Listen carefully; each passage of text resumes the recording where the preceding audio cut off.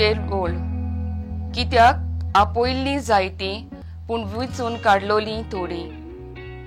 नियाळा कादार जेन्ना आमी आमचे कसलेय फेस्त वो कसलोय समारंभ आसता तेन्ना आमी जायते आमच्या सोयऱ्यांक शेजाऱ्यांक आपयतात, कित्याक लोकां शिवाय इश्टां बरोबर एकल्यान परब उत्सव करूंक जायना।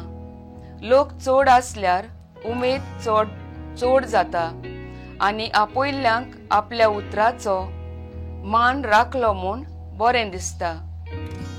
जेजूयेक वोपार घालून सर्गीचें राज कसलें तें सांगता।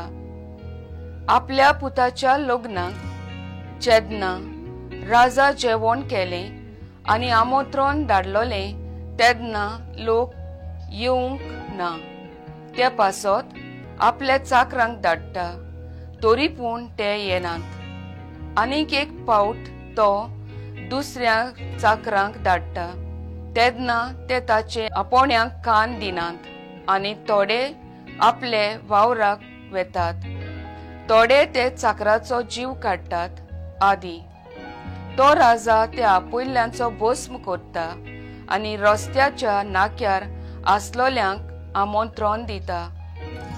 देव आमकां कितले पावटी असलें आमंत्रण दिता। जायते पावटी आमी निबां दिवन म्हाका काम आसा, न्हीद पडटा अशें सांगून मिसांत ते सांत वांटो घेनात।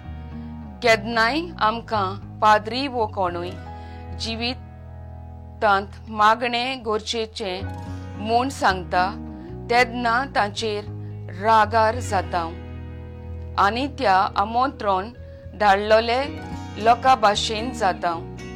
आमचे जिवितांत अशें केन्ना जाता तेन्ना बरो निर्णय घेवन देवाक मानवता ती पावलां मारुया।